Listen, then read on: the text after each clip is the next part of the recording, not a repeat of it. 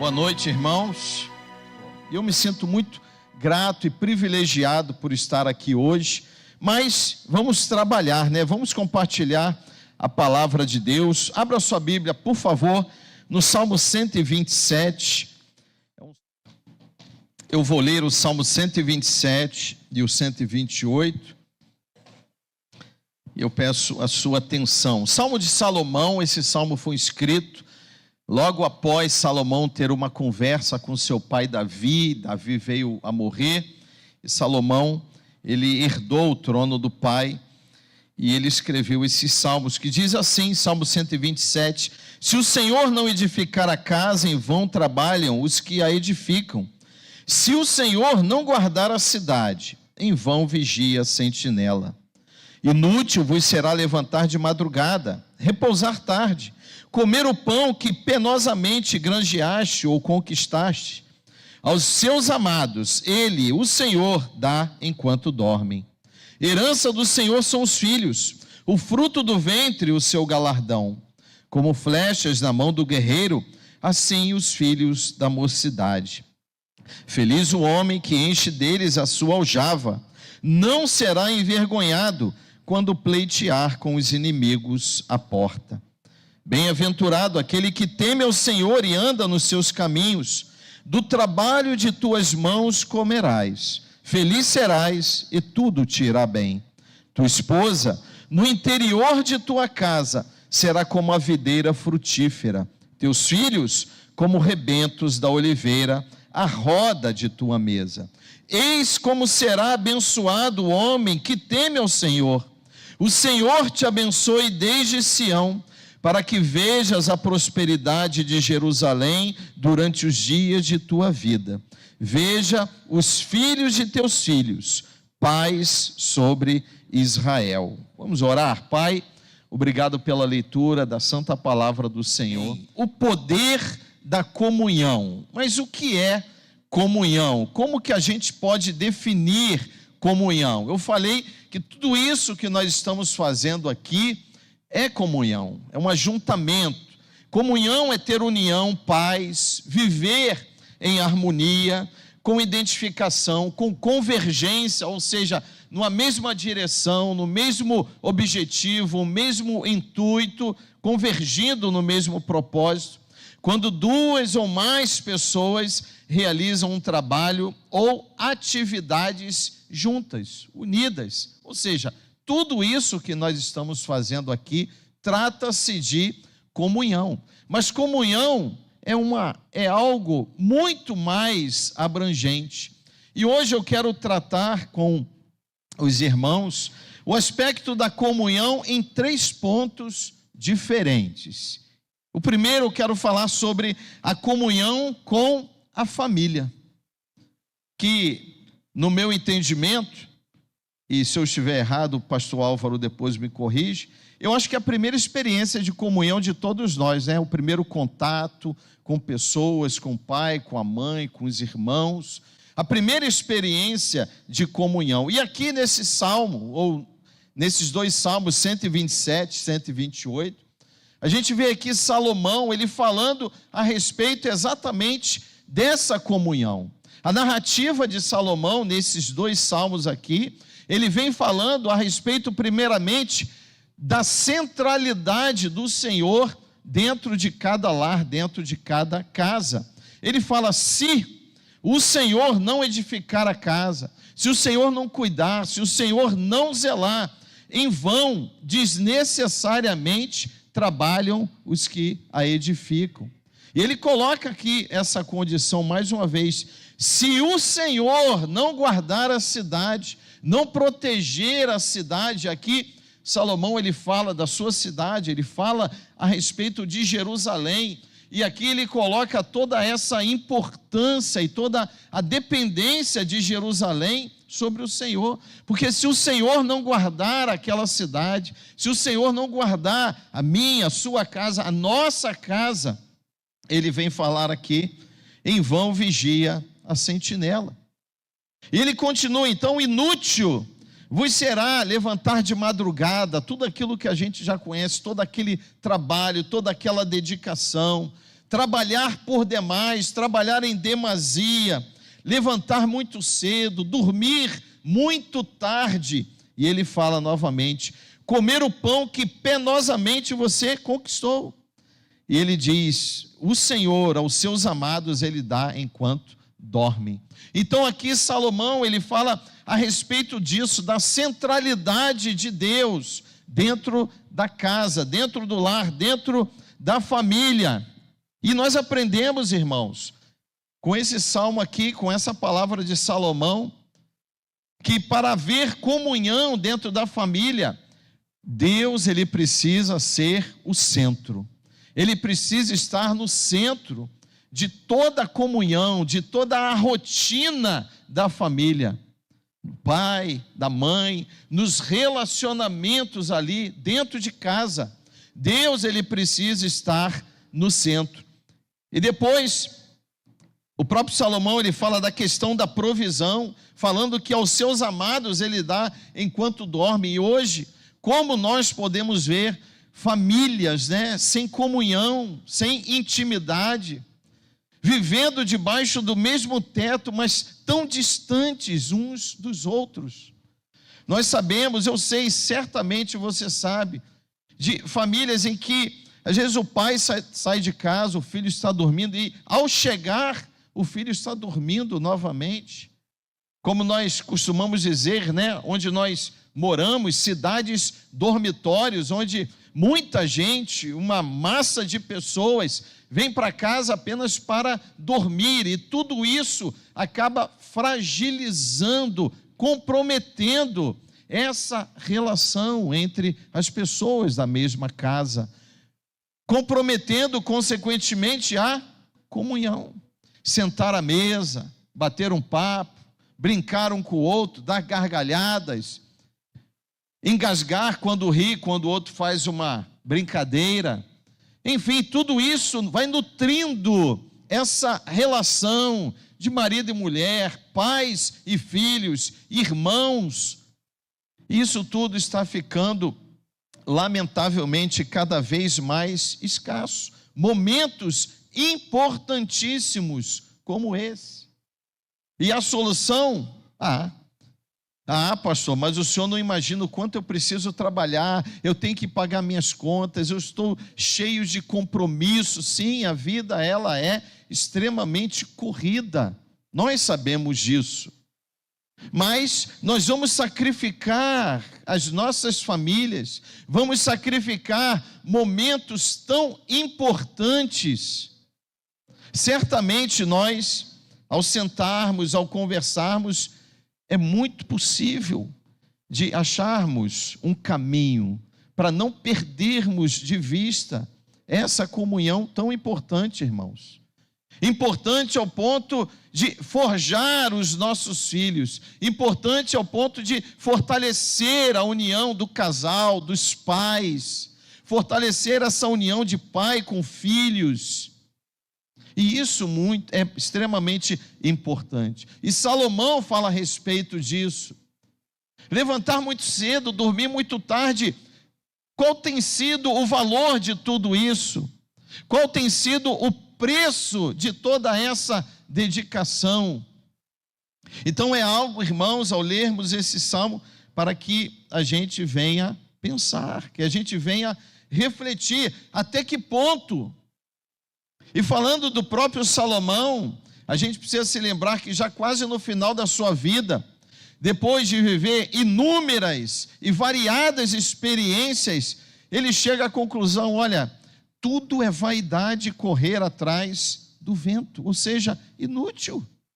Tanto esforço, tanta dedicação, tanto empenho, tanto trabalho, tanto dinheiro, tanta sabedoria também, Salomão. Mas ao final ele falou: tudo é vaidade e correr atrás do vento.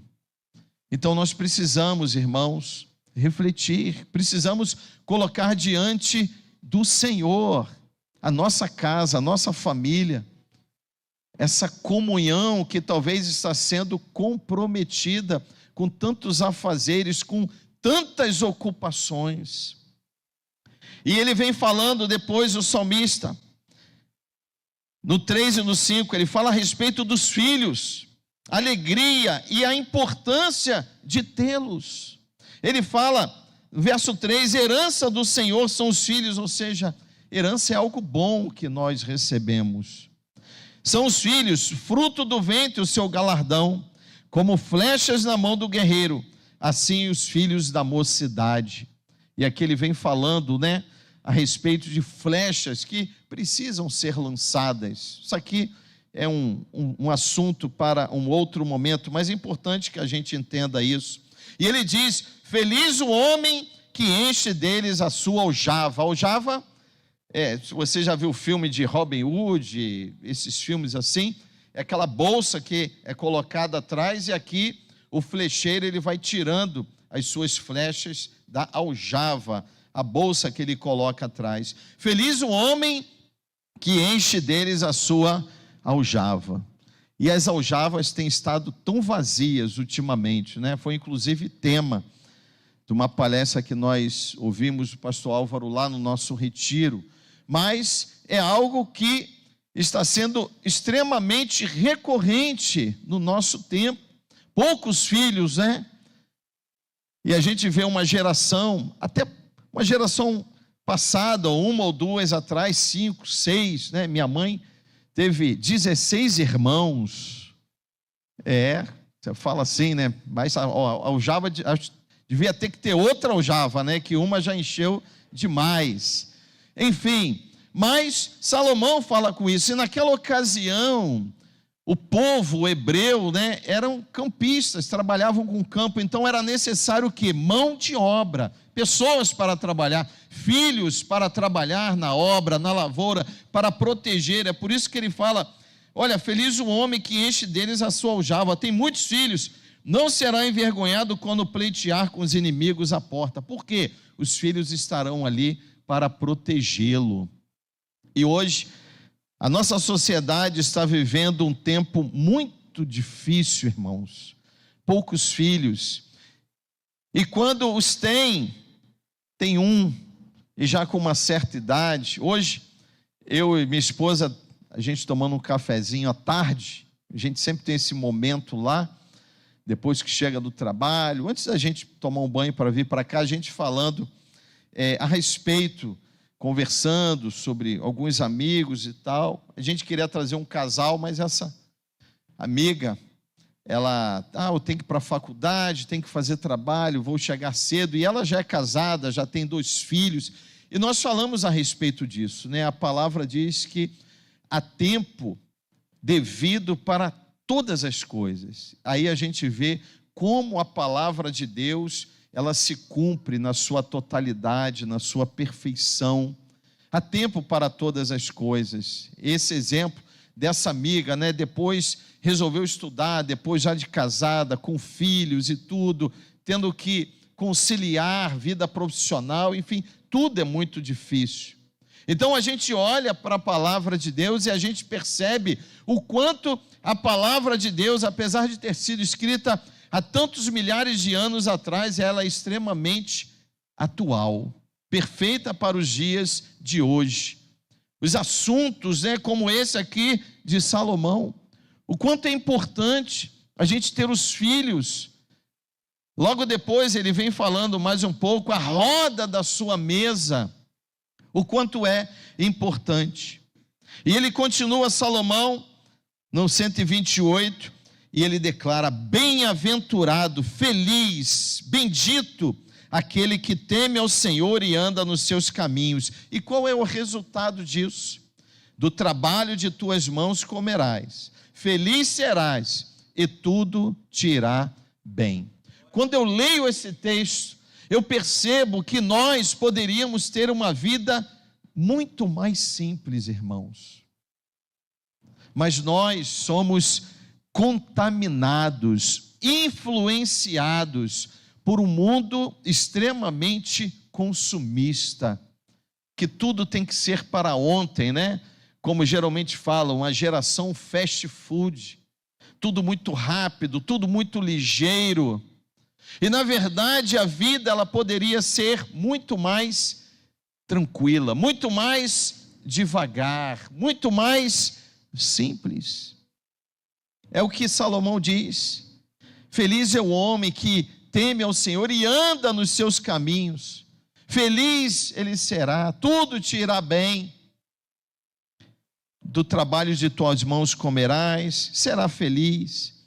E ele vem falando aí, ele fala, começa a falar: a tua esposa no interior de tua casa será como uma videira frutífera. Uma videira que dá fruto em todo tempo.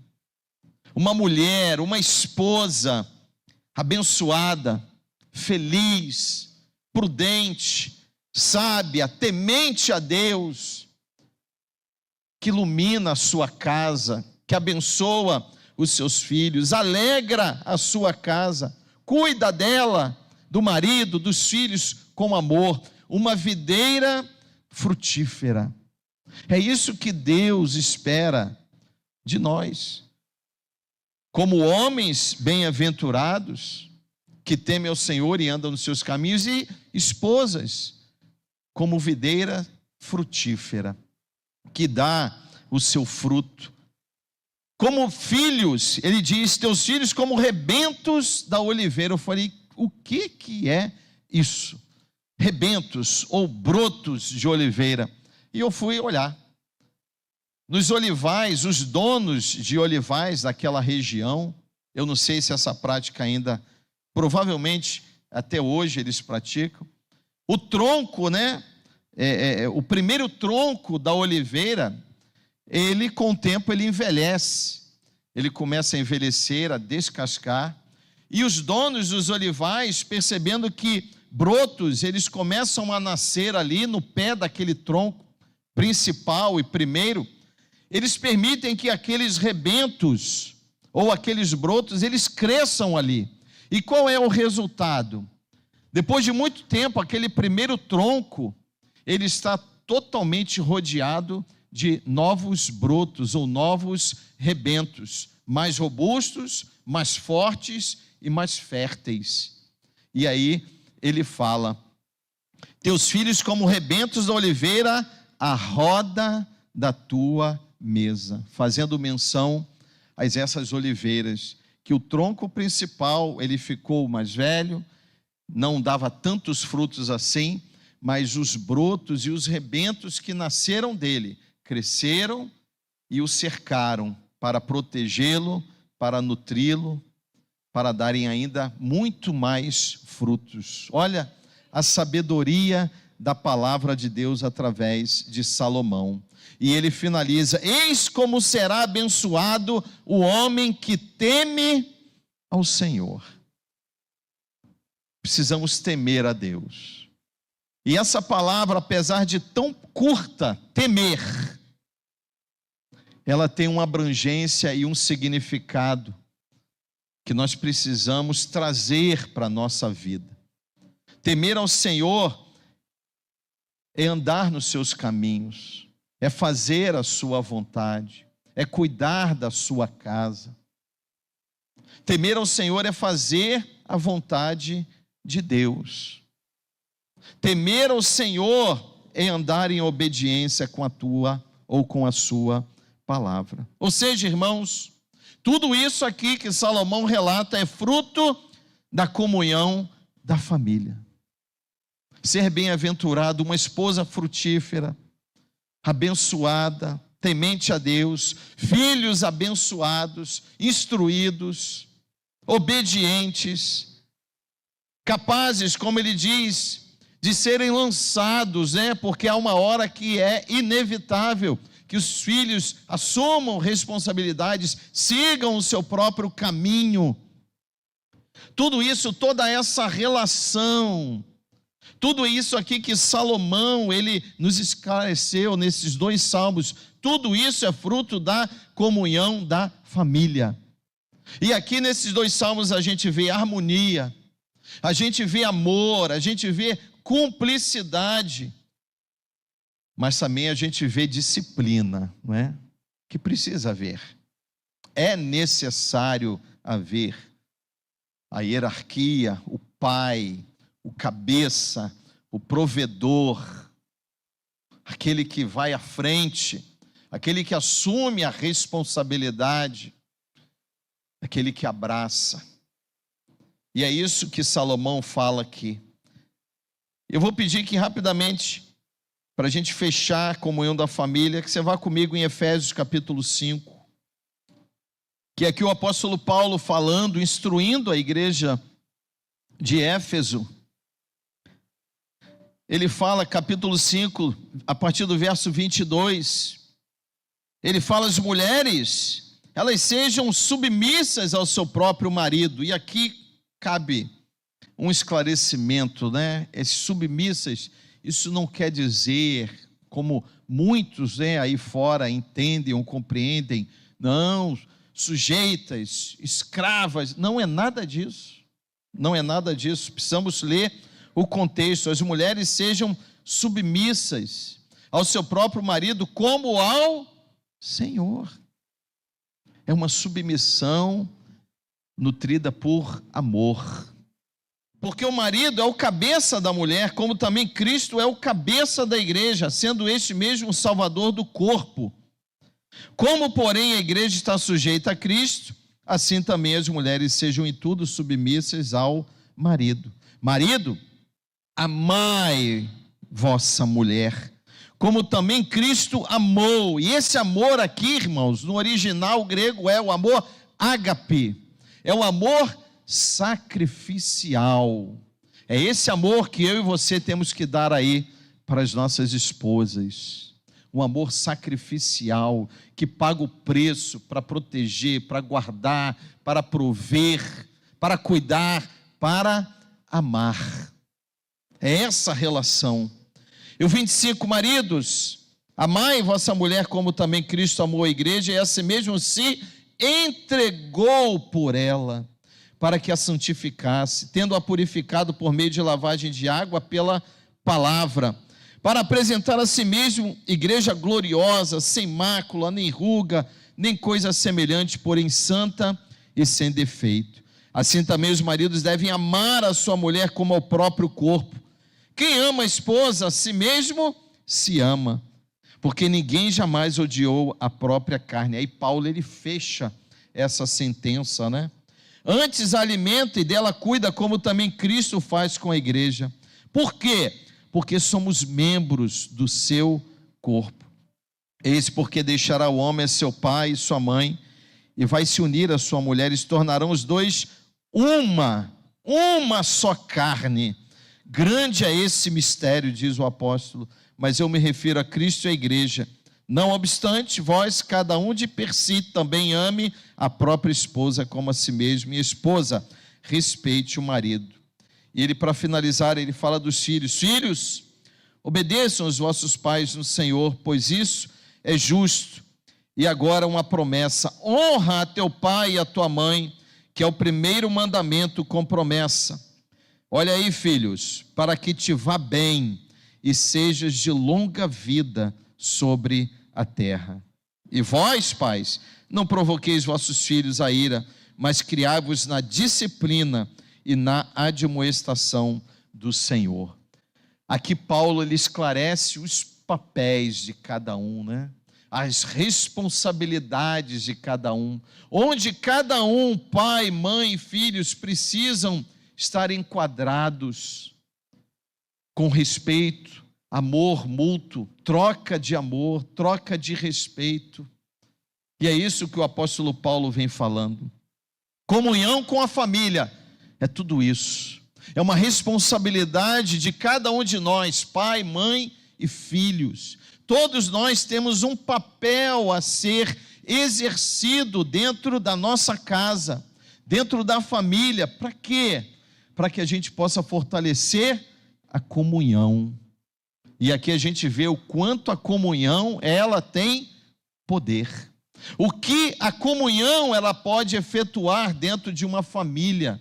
O que ela pode, a comunhão, que é essa relação entre os membros da família, o que isso pode proporcionar. Quando lá Salomão falou no Salmo 127, quando nós, além disso tudo, colocamos o Senhor no centro da nossa casa, no centro da nossa família. Comunhão com a família, agora comunhão com a igreja. Quanto é importante essa comunhão. Atos 2, verso 42. Logo após um longo discurso do apóstolo Pedro, depois de Jesus ter sido elevado aos céus, 3.000 batizados na primeira pregação. E aqui, como viviam os convertidos? Atos 2 diz assim, verso 42, perseveravam na doutrina, ou seja, no ensino dos apóstolos e na comunhão, no partir do pão e nas orações. Em cada alma havia temor, e muitos prodígios, sinais, milagres eram feitos por intermédio dos apóstolos. Todos os que creram estavam juntos, tinham tudo em comum. Vendiam suas propriedades e bens, distribuindo o produto entre todos à medida que alguém tinha necessidade. Diariamente perseveravam unânimes, a convergência aí, num só propósito no templo. Eles partiam pão de casa em casa, tomavam as suas refeições com alegria e com singeleza de coração, louvando a Deus, contando com a simpatia de todo o povo. Enquanto isso, acrescentava-lhes o Senhor dia a dia os que iam sendo salvos. Irmãos, isso aqui é comunhão pura, santa, comunhão que abençoa, comunhão que levanta, alegra, que salva, que desperta. Essa igreja aqui, a igreja estava nascendo aqui, precisa ser uma inspiração para a igreja de hoje. Nós precisamos olhar para essa igreja, irmãos, e praticar isso aqui, perseverar no ensino da palavra, daquilo que é pregado, na comunhão, trabalho. A igreja, graças a Deus, é uma igreja pronta, mas ainda há muito e muito trabalho a ser feito. Que o Senhor falou, né? A seara é grande, muito grande. Nós nunca vamos parar de trabalhar nessa vida para o reino, irmãos. Só o dia que partirmos aqui. E mais uma vez o diácono, um exemplo. Ele tinha todo o direito de sentar aqui e falar, pastor Álvaro, agora já estou 28 anos já. Mas não, está aqui trabalhando. Isso tem que ser exemplo para nós. Esse dia eu estive na igreja do pastor Adriano, lá na Vila Emil, e um coral de senhoras. Aí as irmãs vieram, aí veio uma irmã trazendo uma irmãzinha, ela deve ter uns 80 anos, numa cadeira de roda, colocou ela ali. E ela cantava, levantava a mão. Falei, meu Deus, que exemplo. Exemplo que nós precisamos seguir, assim como a igreja aqui. Perseveravam unânimes na oração, no ensino, na doutrina. E qual é a consequência disso? Ele diz no verso 43, muitos prodígios e sinais eram feitos por intermédio dos apóstolos. Nós abrimos, a comunhão, ela abre uma porta para que Deus atue, para que Deus possa agir, para que Deus possa operar. Então nós precisamos nos espelhar nessa igreja, irmãos. E aqui, Lucas, ele escreve aqui a respeito dessa comunhão da igreja que nascia. E como nós precisamos aprender com ela.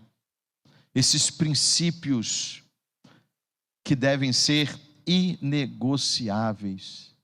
A doutrina, as orações, o partir do pão, a comunhão, a visita ao irmão, aquele telefonema para o irmão que não vem à igreja, que você já não vê há muito tempo, que está passando por um período difícil.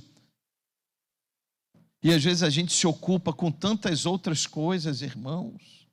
Isso é comunhão. Isso agrada ao Senhor. Isso é o que o Senhor, Ele espera de nós, a sua igreja. Afinal de contas, o que Cristo fez, senão isso, ter comunhão com os apóstolos, com os demais discípulos que ele também tinha, com pecadores, com cobradores de impostos, com prostitutas.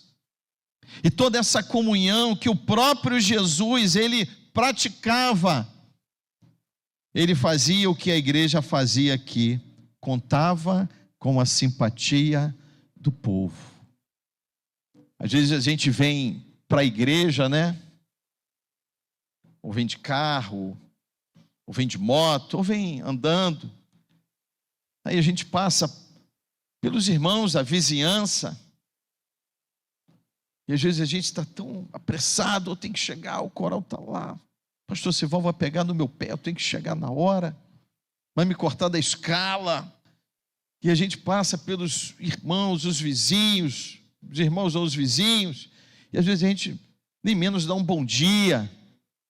Irmãos, isso faz tanta diferença. Ganhar a simpatia da comunidade, do povo. A igreja, eu sempre falei isso, a igreja, eu acho que quando os pastores chegavam na igreja, tinha que ter uma fila do lado de fora. A gente abriu o portão, abre logo, pastor, eu quero entrar. A igreja tinha que ser assim, um local que chamava as pessoas, eu quero estar lá na igreja, quero ouvir aquelas canções, eu quero ouvir aquela pregação, quero ver lá os irmãos cantando, aquele coral de senhoras, que coisa bonita. Mas nós precisamos ter comunhão, para a gente criar este ambiente favorável para que o Senhor venha operar. Vivermos no temor de Deus, irmãos, para quê? Para vivermos os seus milagres, como disse aqui o apóstolo Paulo. Por causa disso tudo, sinais e prodígios eram operados pelos apóstolos. Cuidarmos uns dos outros. Partir o pão, comunhão uns com os outros. Partiam o pão de casa em casa. Às vezes a gente fica achando que não, o pastor vai lá, o pastor faz aquela visita. Nós precisamos, irmãos, somar mais. A igreja precisa disso aqui, cuidar mais uns dos outros. A vida está tão corrida, né, que a gente chega na igreja, a gente senta, a gente ouve a palavra, louva, adora e tal, mas a gente sai, um frenesi muito grande. Eu penso que a gente precisa dar uma freada, frear um pouco, ouvir uma canção como essa. Isso entra nos nossos ouvidos, no nosso coração, uma melodia, um louvor. A gente precisa aproveitar. O que me chama muita atenção, eu falei com algum pastor lá no retiro. Eu já entrei em algumas igrejas católicas, Ouro Preto, ali em Petrópolis, naquela catedral. E quando a gente entra numa igreja católica, o que chama atenção é o quê? Aquele silêncio. As pessoas rezando aqui, outras ali, com terços na mão. As pessoas entram, dobram os joelhos. E às vezes a gente precisa um pouco disso, de nos aquietarmos. Parar até para ouvir Deus falar. Mas às vezes são tantos os compromissos. Mas nós precisamos ouvir a Deus, ouvir o irmão. O irmão que às vezes está passando um momento difícil. Parar para ouvir. Precisamos cuidar uns dos outros. Hebreus 10, 25 diz: não deixemos de congregar-nos como é costume de alguns. Não podemos abrir mão disso aqui.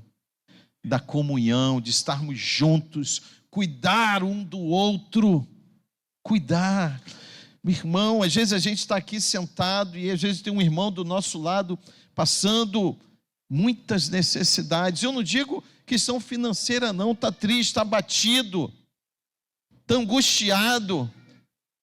Uma vez a gente estava fazendo um trabalho na igreja, eu, minha esposa, minha família, A gente foi abrir a igreja, hoje está lá funcionando. E eu estava muito mal. Cheio de conflitos, né? E uma irmã chegou, estava orando, ela foi a primeira a chegar na igreja. Ela virou assim e falou assim: pastor, com todo respeito, eu posso dar um abraço no senhor? Eu falo: pode, minha irmã. Ela me abraçou. Mas na verdade, naquele momento eu senti o abraço de Cristo. Jesus me abraçou naquela hora, eu não tenho dúvidas disso. E é isso que a gente não pode perder, irmãos. Essa comunhão de cuidar uns dos outros. Nós somos a família da fé, a família de Cristo. Tem a família do sangue, mas tem essa família aqui, que é importante a gente cuidar uns dos outros. Efésios 4, de 1 a 6, diz assim: rogo-vos, pois eu, prisioneiro no Senhor, diz o apóstolo Paulo, que andeis de modo digno da vocação que foste chamado, com toda humildade, mansidão, com longanimidade, suportando-vos uns aos outros em amor. Irmãos, esse suportar não é, vem aquele irmão de novo, eu tenho que suportar, é meu irmão. Não. Esse suportar aqui é de dar sustento, de dar apoio, de segurar as pontas com ele. É isso, suportando uns aos outros em amor, esforçando-vos diligentemente por preservar a unidade do Espírito de Deus no vínculo da paz. Porque há somente um corpo e um Espírito, como também foi chamados numa só esperança da vossa vocação.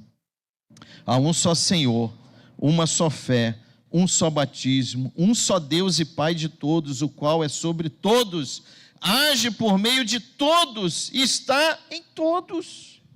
Então eu preciso cuidar de você, você precisa cuidar de mim, nós precisamos cuidar uns dos outros, porque nós somos um, irmãos, um no Senhor, um em Cristo.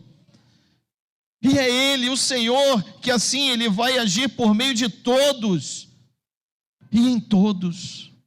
É por isso a importância, o poder da comunhão, o quanto é importante nós nutrirmos a comunhão da família, da igreja e por último a comunhão com Cristo. Evangelho de João, capítulo 17. A oração sacerdotal de Jesus, a partir do verso 20. Olha o que Jesus fala com Deus na sua oração. Não rogo somente por estes, ele falando a respeito daqueles que estavam ali, mas também por aqueles que vierem a crer em mim. Ou seja, nós, eu e você, por intermédio da sua palavra, a fim de que todos sejam um, ou seja, um só corpo, como és tu, ó Pai, em mim, e eu em ti, também sejam eles em nós. Irmãos, isso aqui é simplesmente maravilhoso. Jesus falando com Deus a respeito de nós.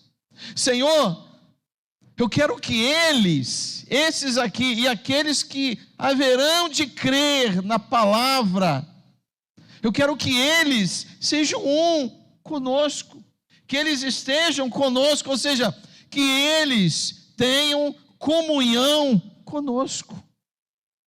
É o que João está falando aqui. Verso 22, eu lhe tenho transmitido a glória que me tens dado, para que sejam um como nós o somos, ou seja, a glória de Deus transmitida a todos aqueles que creem na sua palavra. Eu neles e tu em mim, a fim de que sejam aperfeiçoados na unidade, para que o mundo conheça que tu me enviaste e os amaste. Deus nos ama, como também amaste a mim. Pai, a minha vontade é que onde eu estou, estejam também comigo os que me deste, para que vejam a minha glória que me conferiste, porque me amaste antes da fundação do mundo. Eu e você, perceba, eu e você, nós fomos alvos da oração de Cristo a Deus. Jesus orou por mim e por você. Ele falou: Pai, que eles sejam um, como eu sou em ti e o Senhor em mim, para que eles sejam aperfeiçoados a cada dia mais. Então Jesus clama a Deus por mim e por você. Ele chama a mim e a você para que nós possamos estar junto a Ele. E aí, você não precisa ir, João 15:5. O próprio Jesus fala: eu sou a videira. Antes ele fala: o meu pai é o agricultor, eu sou a videira. E vocês, nós, a igreja, somos os ramos. Quem permanece em mim, disse Jesus, e eu nele, esse dá fruto. Porque sem mim nada podeis fazer, disse o Senhor. Permanecer nele, junto a ele, grudado nele, colado nele, em comunhão com ele, buscando a ele o tempo todo. Precisamos permanecer em Cristo, irmãos, para frutificar, para sermos um milagre, para fazermos a vontade do Pai nessa terra, nesse mundo doido.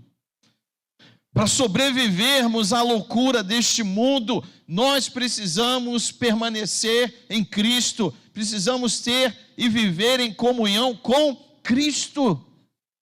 Não há saída, não há alternativa, não há outras opções. Ou permanecemos em Cristo, ou estamos perdidos.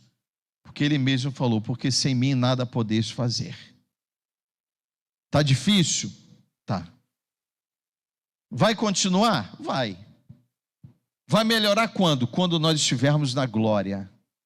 Porque esse mundo jaz do maligno, irmãos.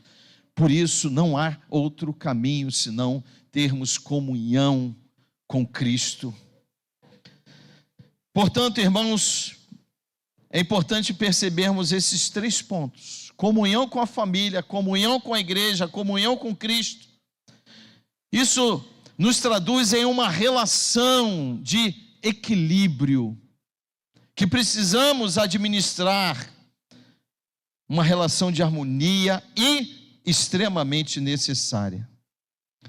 Quando a gente fala de equilíbrio, nesse contexto, mais especificamente, eu quis citar isso aqui. É importante a gente lembrar de um tripé. Você sabia que tripé não manca? Uma cadeira de 3 pernas não manca, uma de 4 manca. E sabe o que é isso?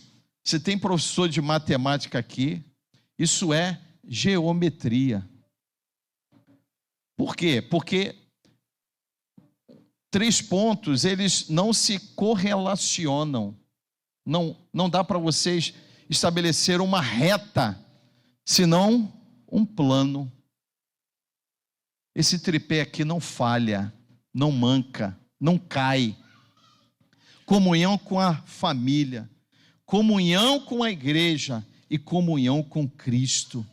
Isso é o sustento de cada um de nós. A gente manter essa comunhão nesses 3 pontos. Uma família, irmãos, ela precisa sim viver em comunhão. Por essa comunhão, possamos desenvolver comunhão com a igreja. Lá na família, a gente começa esse trabalho de comunhão. Vamos acertar aqui, vamos acertar esses pontos. Precisamos estar mais juntos, precisamos mais uns dos outros. E isso vai trazer a comunhão para a igreja, que são pessoas e famílias. O ajuntamento de famílias é a igreja. E a gente traz para cá, a fim de que família, igreja, o ajuntamento de famílias isso tudo resulte em quê? Em comunhão com Cristo. Comunhão com Cristo. Não há outro caminho, como eu falei. A gente começa a trabalhar isso, irmãos. E esses 3 pontos, né? Família, igreja, Cristo. É importante que a gente compreenda. Isso aqui não é uma ordem de relevância. Não, um é mais importante do que o outro.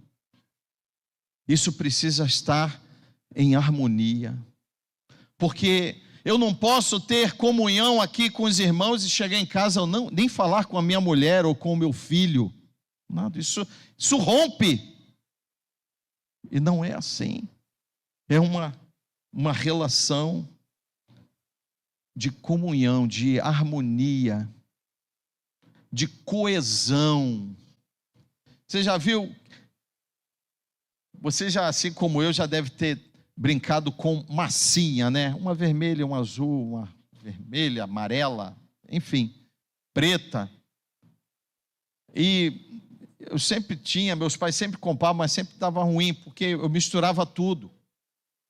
E quando você mistura, você pega 3 cores de 3 massas diferentes, você mistura aquilo, é impossível você desuni-las. Você tornar novamente cada uma a sua particularidade. Não tem como. É assim essa relação. Família, igreja, Cristo. Tudo, como dizem, junto e misturado.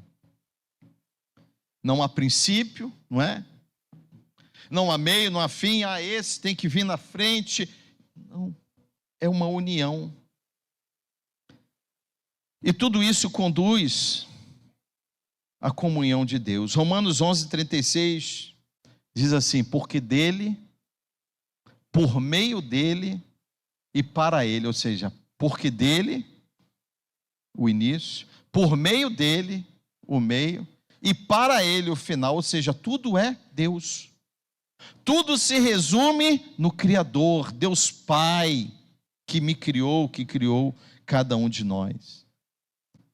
E o apóstolo Paulo finaliza: a ele a glória eternamente. Amém. Então, irmãos, qual é o poder da comunhão? Que poder é esse? É o resultado dessa relação entre família, igreja e Cristo, que nos conduz diretamente, inevitavelmente a Deus. E aí sim, com quem um dia haveremos de ter uma comunhão plena e eterna. Então nós estamos apenas no treinamento, nutrindo a comunhão da família, a comunhão com a igreja e a comunhão com Cristo, para que nesse trabalho que precisa ser incansável, que não pode ser interrompido ou paralisado, a gente continue nessa peregrinação, chorando, sim, nos entristecendo, sim, mas se nós nutrirmos essa comunhão na família, na igreja e com Cristo, nós vamos superar, irmãos, nós vamos conseguir e nós vamos alcançar a comunhão eterna com Deus, nosso Senhor. Amém? Feche os seus olhos, vamos orar.